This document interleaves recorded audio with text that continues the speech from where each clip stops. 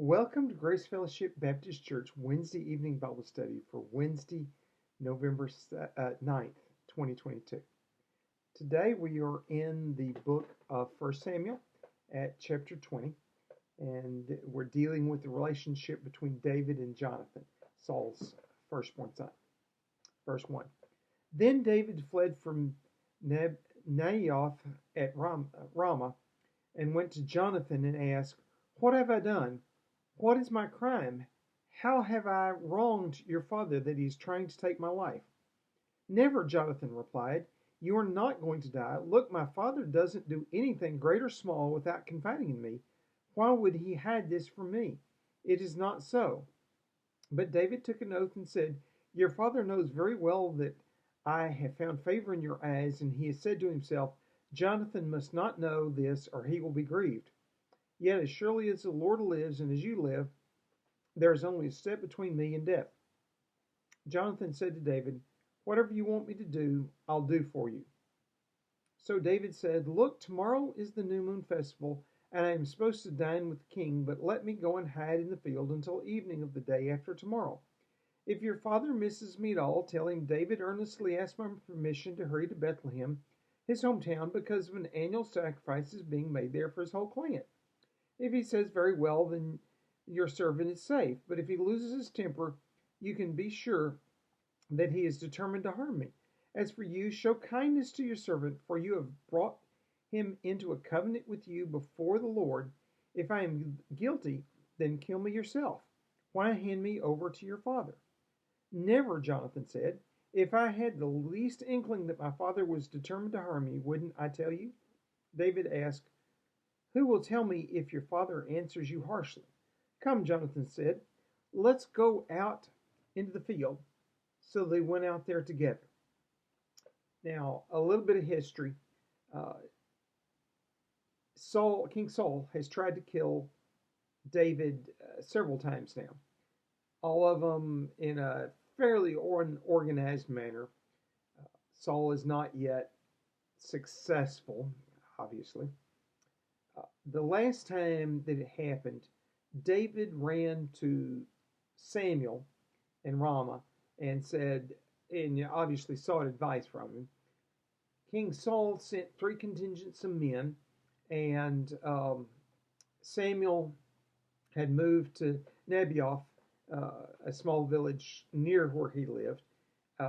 And at that time, there was a group of prophets prophesying, and Samuel was with them. And when the contingents of men came, each one in turn was filled with the Spirit of God and started prophesying also. Saul got fed up with this, sending men and not getting David back, and so he went himself. And when that happened, the Spirit of God fell on him. He stripped off his robe, and he lay down before the Lord all day and night before Samuel and prophesied also. So David has been saved. David was seeking advice for how to protect his life. He goes to Samuel, the prophet, and the prophet can protect him momentarily. He goes to Jonathan now, his best friend and Saul's oldest son, the one that's going to become king after him if Saul dies before, everything happens for David to be king. Of course, we know the rest of the story, and that doesn't happen. But as far as anybody knows, Jonathan's the next king, and they know Samuel has anointed David as king, but they don't know when that's going to be. And David is not making any moves to become king. But Saul is jealous of him. Saul is scared of him. Saul is, he's anxious, he's scared, he's jealous, and he's chasing David to try to kill him, to prevent him from being the next king. Now, God is not going to let him be successful, but Saul is attempting it. And David is trying to be loyal to the country, loyal to Saul, loyal to Samuel, loyal to God. He does not want to do any harm to God's anointed. He is seeking a way to be righteous and wait his turn. And he goes to the prophet who anointed him. He gets spiritual advice. We know nothing of what was said there, only that God protected him. Now he's going to Jonathan, the next heir apparent, who's his best friend. And that's where today's story starts off. And we get this conversation between them. And Jonathan is actually unaware of any plot. And so they come up with this idea of let's test the waters and see what is the intent of Saul's heart. And David basically begs off of the monthly dinner they have together. The new moon was the start of the Jewish month, and they celebrated it and Saul apparently had his important officials come together and eat with him once a month on the new moon, and they apparently ate together for several days from this story. And he says, well, tomorrow's the new moon. I'm supposed to be there to eat dinner with your dad. Tell me how it goes. I'm going to ask that I not be there. I'm going to go into hiding. But, if your dad asks, where's David? Say, well, he has permission to go back home to do a feast with his clan, which clan relationships were still very important in Israel. And if the clan had some sort of meeting, some sort of feast, you wanted to be there. That doing it at the new moon was a reasonable time for doing it. That's kind of the social time you had your celebrations, if it wasn't for a specific day of the year or month or whatever. And so, it's a reasonable request that, hey, I got to go take care of family obligations, and, asking Jonathan, not making a big deal out of it, is also reasonable. I mean, he's second command. He should be able to make some decisions, right? And so, David says, here's the plan. And I'll go into hiding, and, you can tell from your dad's reaction what is going on and if he's, intent upon killing me or not. And so then they plot that together, but they're in a place where somebody might overhear them. Jonathan's probably still in his dwelling there in town, and where Saul's servants or Saul might overhear. And obviously, if somebody hears the plot going on and uncovers it and tells Saul, all bets are off, And so they agreed to go out in the field to discuss it in detail so that people won't overhear. If you're out in the field, you know who's around, you're far away from everybody else. Nobody else can overhear what's said. It's private, even if they see you walking out there together. So, verse 12. Then Jonathan said to David, by the Lord, the God of Israel, I will surely sound out my father by this time the day after tomorrow. If he's favorably disposed toward you, will I not send you word and let you know? But if my father is inclined to harm you, may the Lord deal with me, be it ever so severely, if I do not let you know and send you away safely. May the Lord be with you as he has been with my father, but show me unfailing kindness like that of the Lord as long as I live, so that I may not be killed, and do not ever cut off your kindness from my family, not even when the Lord has cut off every one of David's enemies from the face of the earth. So Jonathan says, I'll make you this promise. I'll send my dad out. I'll tell you if he's favorably disposed. I'll tell you if he's not. And then I want this promise, you will deal kindly with me. Jonathan knows David is to be king. And he is not assuming that he's ever going to be king because he knows David is to be king. That might happen in his lifetime. And he asks that, when David's king, he still treats Jonathan fairly and favorably. And ask, if I don't happen to survive to that point in time, Please be kind to my family. So he's asking that David not do what is very common in that world in that time, that when one king deposes another, very often the new king killed every male in the old king's family, so there would be no chance of rivalry, no chance of somebody going, I was supposed to be king, or I'm in line to be king, and you're not fit anymore, so I'll rise up and throw you out. Um, and it was a way of ensuring that there was an absolute transfer of absolute power. There was no rivalry for the kingship. It's also very brutal. Uh, Kings very often married multiple women, had multiple children by them, very often had, fairly large families. Very often their brothers and uncles and stuff were the government ministers. So you very often were killing essentially the entire government and everybody who did anything to do that. And Jonathan's basically asking, spare my family.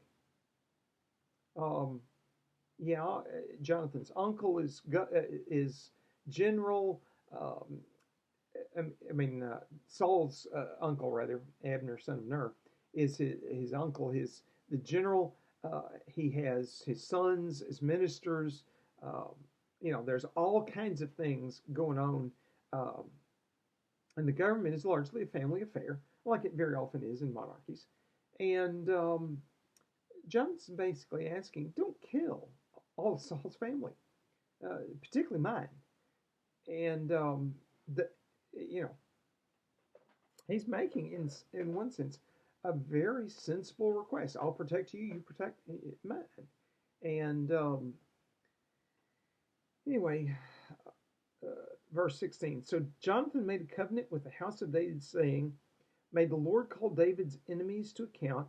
And Jonathan had David reaffirm his oath out of love for him, because he loved him as he loved himself. Then Jonathan said, let me stop there. Pause there. So they swore an oath to each other, again, of friendship. And Jonathan agrees to protect David. David agrees to protect Jonathan. And they basically agree to protect each other's families. So, we have these two men that the common men around them would see as the rivals to the throne after Saul, making this lifelong covenant with each other, that they will treat each other and their families fairly and not be excessive. Jonathan knows David's going to be king, and he's asking for the future king's favor. David is trying to protect his life and asking for the heir apparent to help protect him so he can live. He's not worried about being the next king right now. Now, he will, if he stays alive, be the next king. But, they don't yet. They're both trusting God, but they don't yet both know how this is going to play out. Jonathan's hoping to survive his father. I mean, he's a young man. Saul is fairly old. There's a good chance that Jonathan will outlive Saul. I mean, that's the way you expect things to be. And so, they're each asking a favor of the other, and it's a reasonable exchange of favors. And they swear on oath before God to do that. Verse 18. Then Jonathan said to David, tomorrow is the new moon festival. You will be missed because your seat will be empty. The day after tomorrow, toward evening, go to the place where you hid when this trouble began, and wait by the stone Ezel. I will shoot 3 arrows to the side of it, as though I am shooting at a target. Then I will send a boy and say, go and find the arrows. If I say to him, look, the arrows on this side of you, bring them here, then come, because as surely as the Lord lives, you are safe, there is no danger. But if I say to the boy, look, the arrows are beyond you, then you must go, because the Lord has sent you away. And about the matter you and I discussed, remember, the Lord is witness between you and me forever. So Jonathan comes up this way of signaling David so that nobody knows the two of them are signaling each other. Uh, Jonathan doesn't have to tell David directly.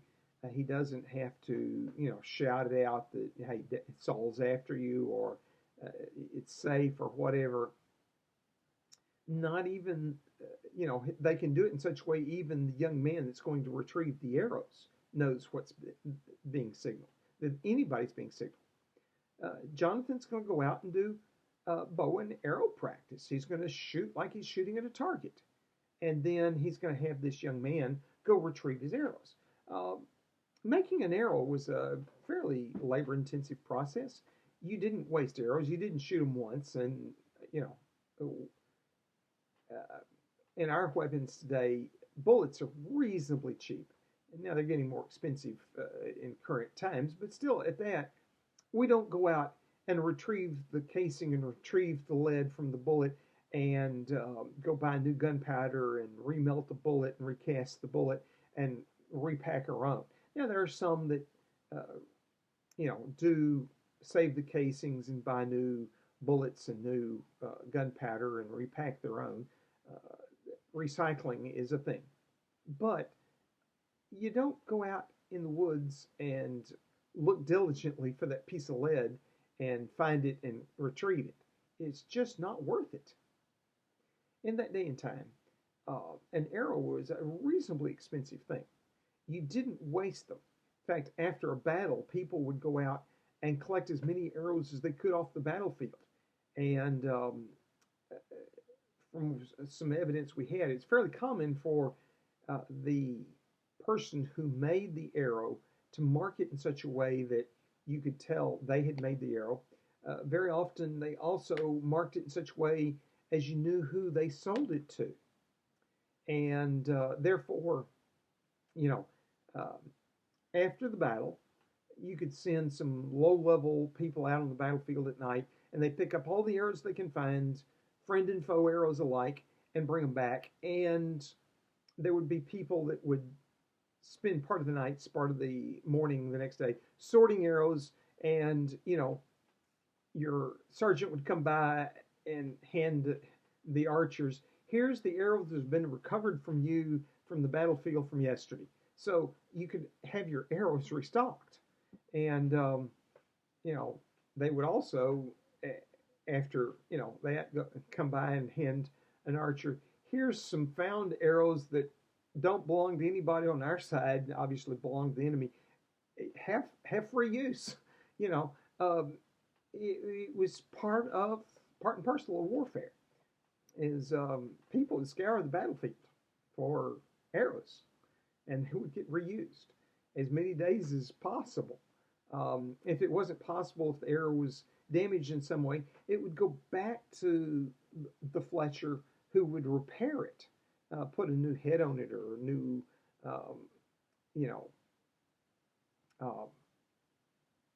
fletching the feathers to make it fly true or whatever.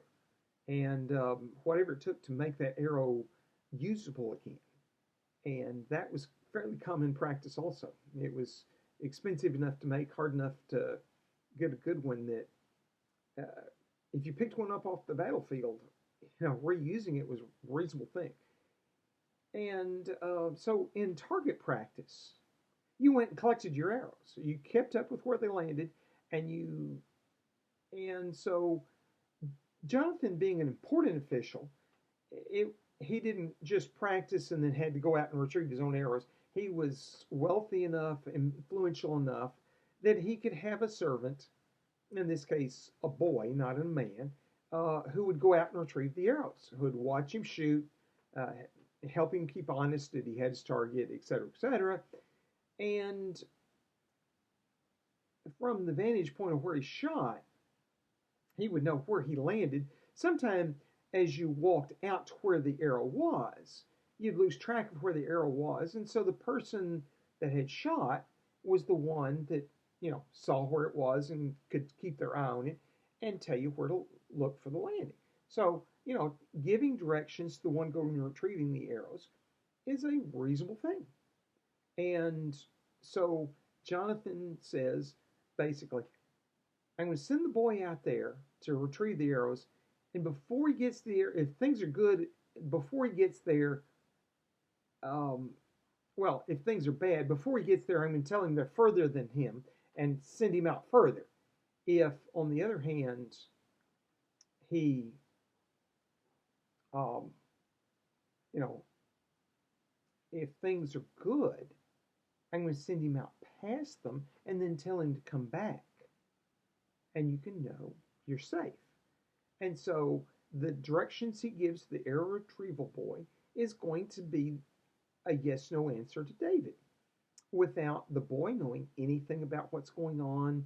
And David can stay in hiding, and then, Jonathan, he can, David will know what Jonathan's trying to communicate to him. And that's the plan. And it's a reasonable plan. Jonathan and David are the only ones that have to know what's going on. And depending upon how things go, if Saul is favorable to David, David can come back to town and everything's good. If Saul is determined to hurt David, he'll know it and can flee away, and nobody knows where he was and how things happened. And the only thing Jonathan tells him is, remember, we have sworn before the Lord to protect each other. Of course, David is also concerned about that. He knows that he's going to protect his friend Jonathan. He knows Jonathan's going to protect him. And so they've got each other's back. Verse 24. So David hid in the field, and when the new moon festival came, the king sat down to eat. He sat in his customary place by the wall, opposite Jonathan, and Abner sat next to Saul, but David's place was empty. Saul said nothing that day, for he thought, something must have happened to David to make him ceremonially unclean. Surely he is unclean. So, Saul is thinking, he didn't say anything the first day because he's thinking, well, there could be excuses. And he thinks up a good excuse.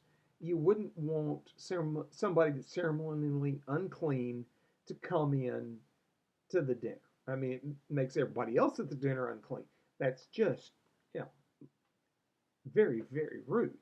And so he's thinking up a good excuse why it didn't happen.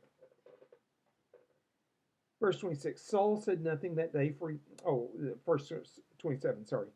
But the next day, the second day of the month, David's place was empty again. Then Saul said to his son Jonathan, why is it the son of Jesse come to the meal either yesterday or today?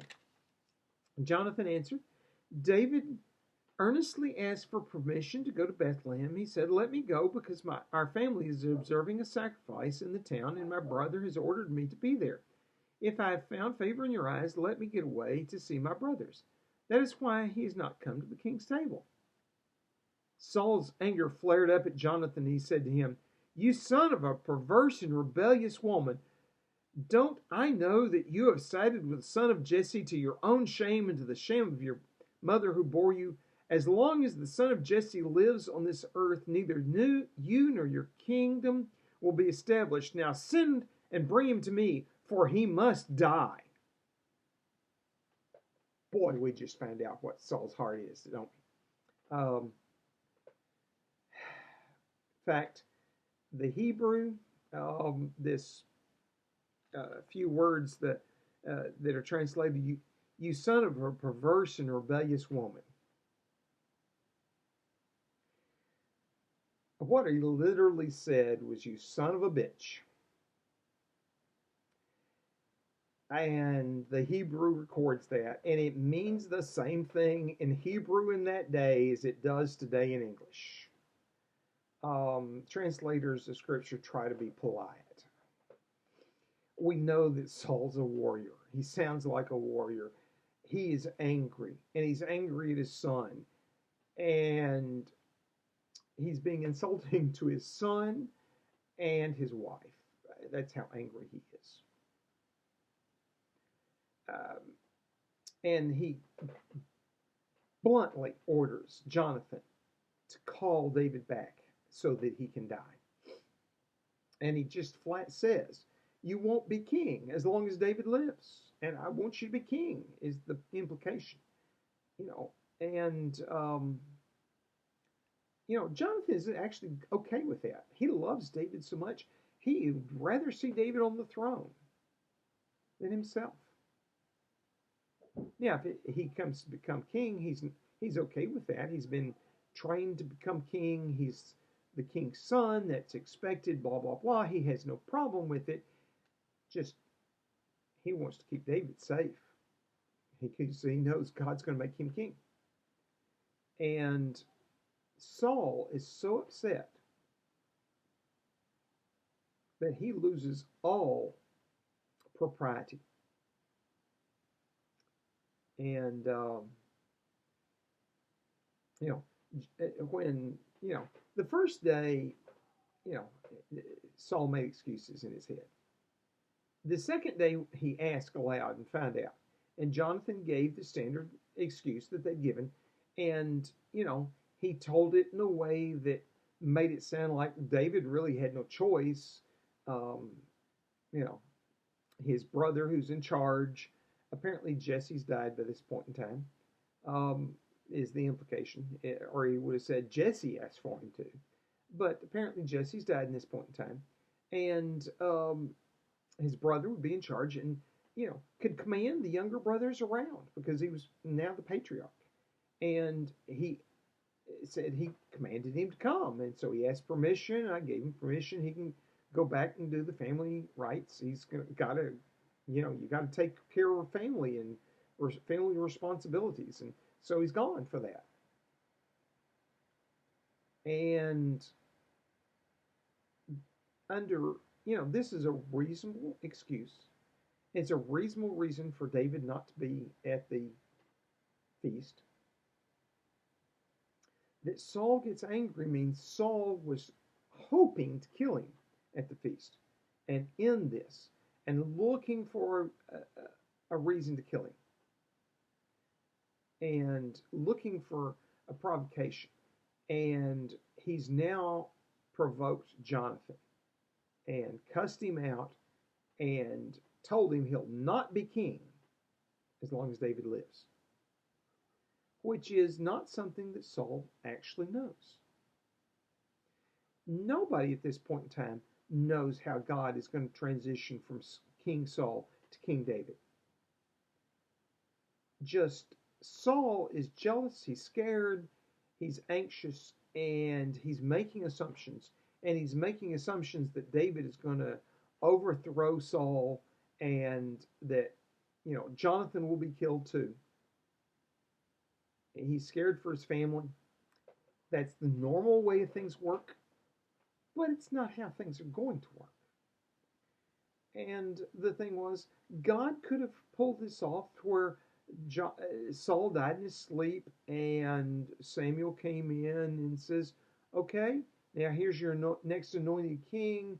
Jonathan is now his prime minister, and things would have run smoothly on because they were best friends and they could have supported each other and it had been a peaceful transfer of power. Saul doesn't think of this. Saul thinks only of the normal way that it happens.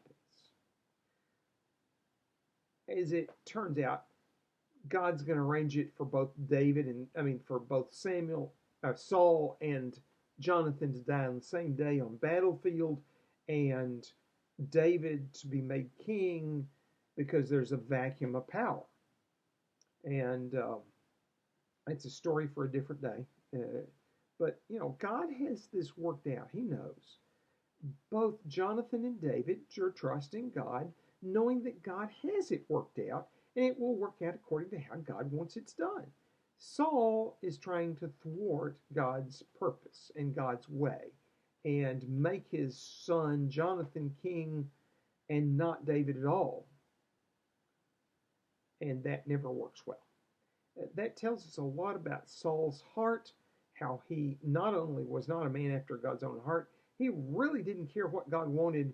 He was going to do it anyway, his way. And of course, that way fails.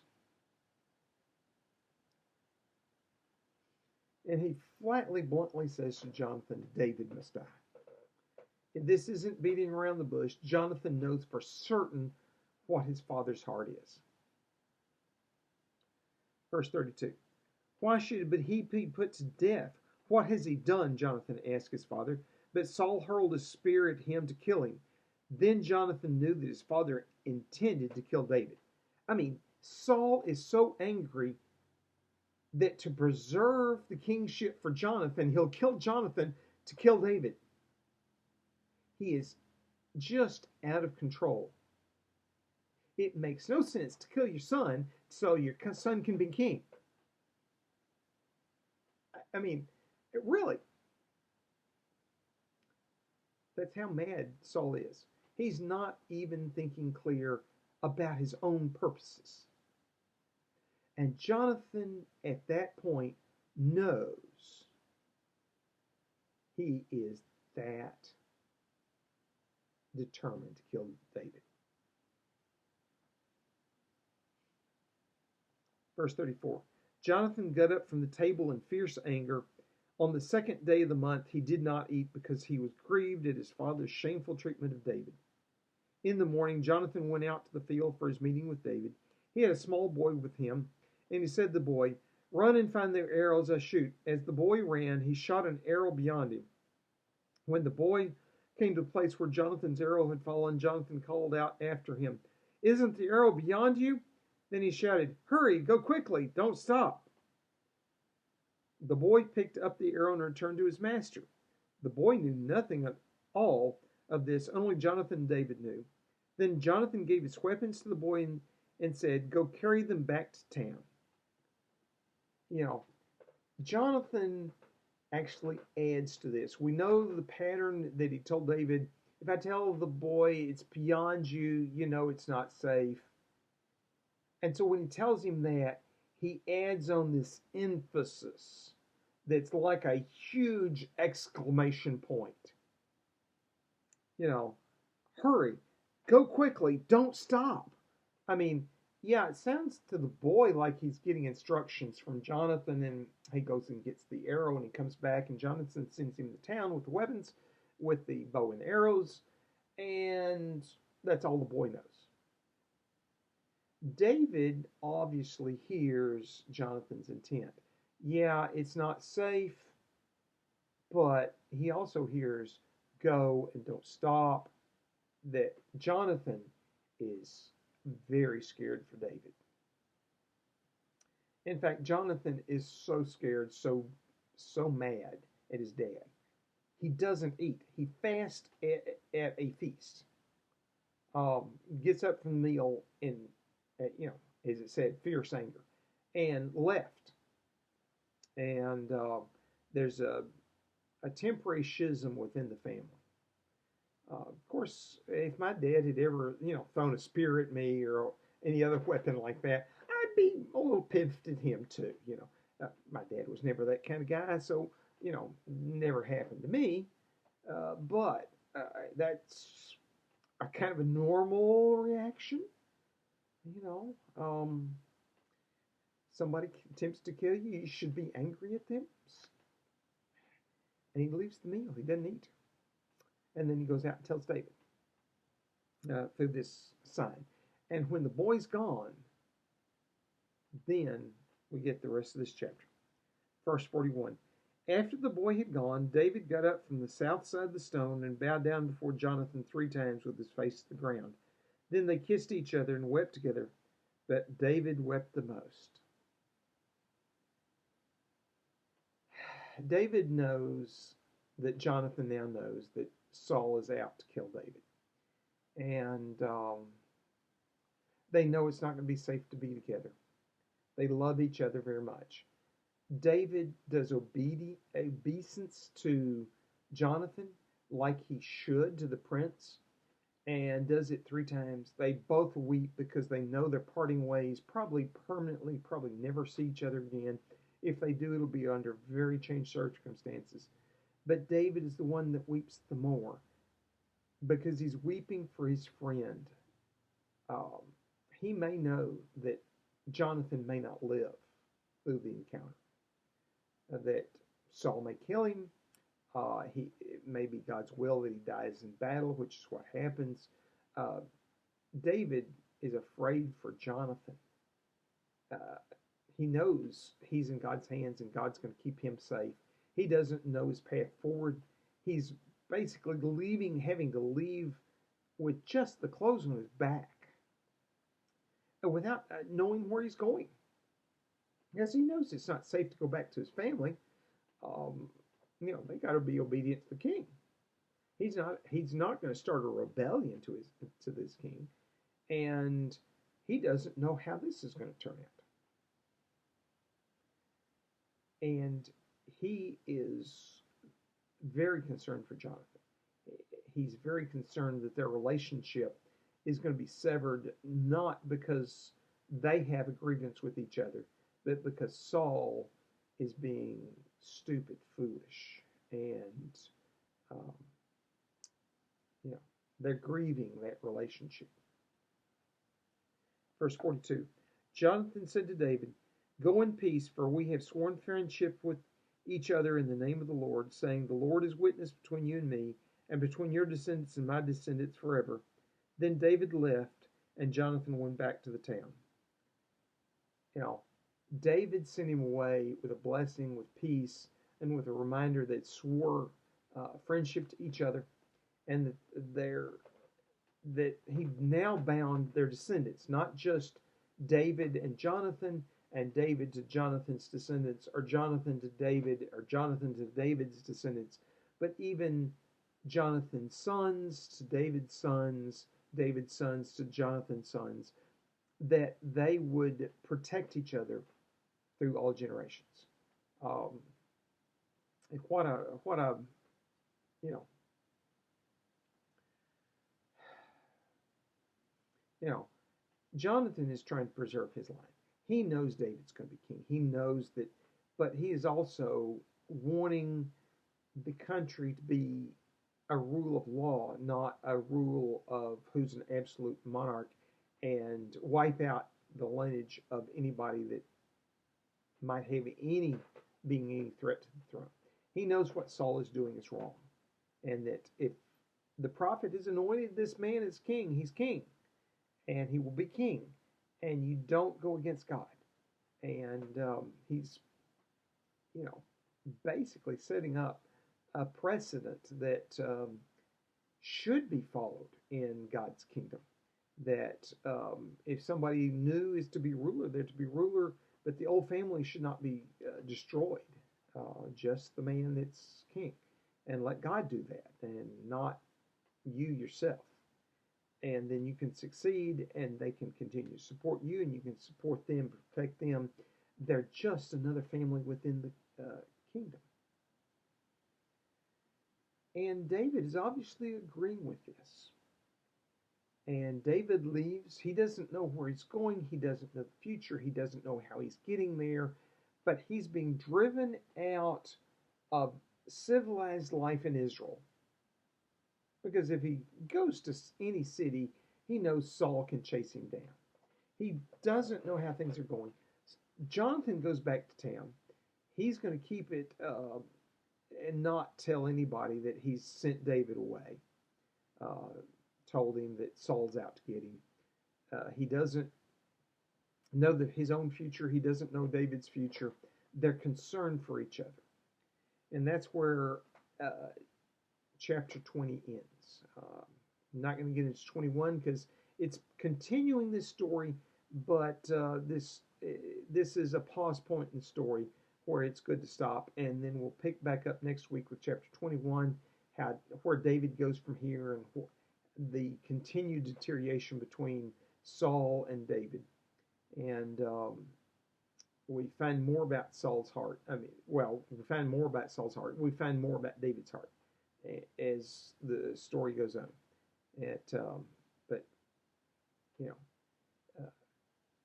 We get to a period of time, and this is the start of this period of time, where Saul is no longer concerned about chasing the foreign enemies, but his perceived internal enemies.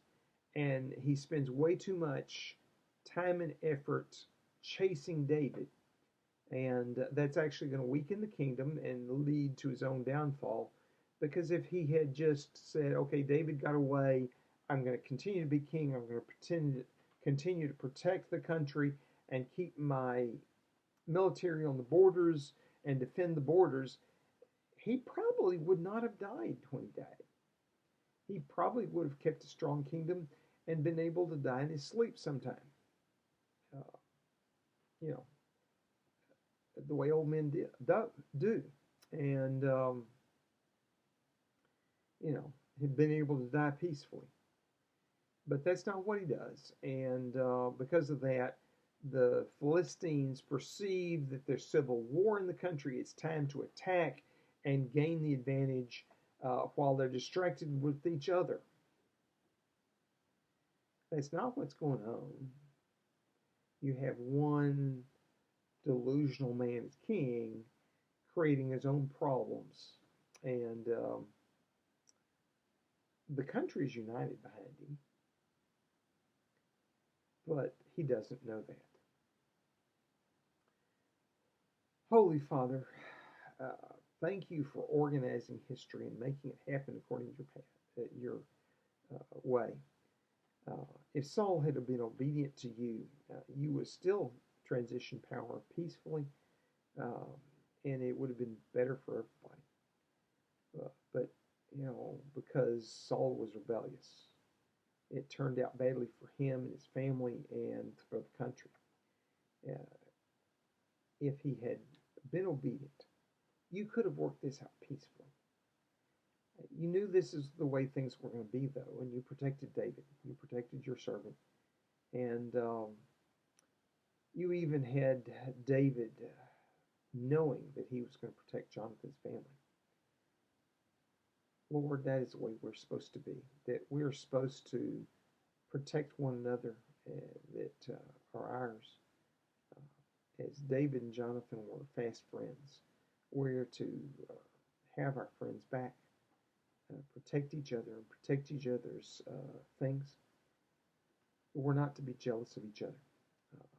You rise up and bring low. People are going to rule or not rule according to your dictates. We shouldn't be worried about our earthly position. If you choose to raise us up, we will be raised up. If you choose to bring us low, we shouldn't be then trying to get our way back. That's the way of the world. That's the way of sinners. That's the way of people who do not think godly. Lord, you're going to bring it to pass whether we want to or not. Lord, help us to be obedient to you, to see the way that you're leading, the way that you are going forward. Have us to see our part of that and do it well. Have us to be like David and Jonathan, that had a good relationship with each other. And we're dedicating to protecting each other and each other's family. Lord, I ask that you humble us, that we would be humble before you, that we would pray, that we would seek your face and turn from our wicked way and do things your way, that we would get out of our heart any secret sins, any obvious sins, and we would be obedient to you. In your holy name, amen. I hope to see you Wednesday at church. If not, I hope to see you Sunday at worship. And if not, we'll see you here on YouTube. This is your host, Frank Reich, the Associate Pastor of Family Ministry at Grace Fellowship Baptist Church. And I lead the Wednesday evening Bible study. On Wednesday, we meet to discuss this and its application to our lives and to our church.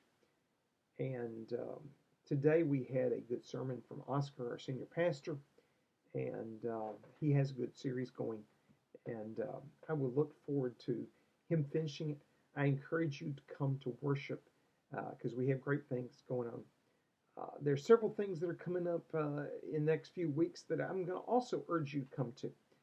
Next Sunday, a week from today, we have a concert and a fall festival. At the fall festival, we'll have some snacks and some fun things to do, and we have a silent auction. There's going to be lots of good things to purchase, and you can actually get some pretty good deals. And we have lots of good fun bidding on baked goods. A lot of people in the church cook really, really well, as most churches have people that cook really, really well. And there are going to be some things up for auction. I've already heard of a cobbler. I've heard of several different kinds of cookies. Um, I understand there's going to be a meatloaf and some other things like that. Very tasty goody goods, and some of them get some pretty high prices. Um, and I urge you to come and look and bid on that. I know there's going to be things like gift cards and knickknacks and stuff like that. There's going to be some, I understand, some jewelry and things like that that are pretty nice, really. And so, come peruse it and make your bid on the silent auction. Uh, and be prepared to have some fun and fellowship with us. Then, 2 weeks from this weekend, on November 18th, 19th, and 20th, is the church revival. And I will be preaching Friday night, the 18th. Bill will be preaching uh, on Saturday, essentially at noon. And we're going to have a potluck luncheon there. I will not be there because I will be at work. The water must flow and the water must be tested. And I will be at work. But Bill will be preaching. And then Dale is going to be preached Sunday morning. We do have a guest musician in Neil Thompson, and he is an excellent musician, an excellent man of Spirit of God, and I always enjoy hearing him sing, play the piano. I enjoy um, being part of his backup band anytime he worships with us, and he always brings great music and a very spiritual man, and I love that. So I'd encourage you to come to the revival, hear what I have to say, hear what Bill has to say, hear what Dale has to say. God is speaking through all of us. I know a little bit about which each of the other two are speaking, and it's going to be awesome. You'll want to be there. Then next Sunday after church, we have Operation Christmas Child, where we pack the packages and send them out. Uh, if you want to do some service, that's a good service activity to come do. It doesn't take us long normally. Last year, I think it took us like 16 minutes to pack 100 packages. We got this organized. It just works. And then uh, the Saturday after Thanksgiving, we decorate the church for Christmas, hang the greens. And that's always a good experience. Again, I'll be at work, but there'll be Christmas music, there'll be hot chocolate and some other things and some snacks, and it does not take long. As much as we decorate the church, if everybody comes and works and does, I've seen us do it in about 35 minutes. It was an amazing thing to watch. Normally takes us about 45 to 55 minutes. Uh, some people can't make it for various reasons, like this year I'm going to be working, you know. And so, come enjoy the fellowship. And then after that, we'll be entering the Christmas season at church. And during that, December 18th is our Christmas cantata. It's coming together. It's going to be fun. It's going to be fun to listen to. It's going to be fun to sing. It's got a good message to it. And we're going to enjoy ourselves, and you're going to enjoy listening to it. If you can't make it in person, I at least urge you to come to YouTube, to the church website, and follow the link and watch it for yourself. And until then, you have a blessed week, and we'll see you back here.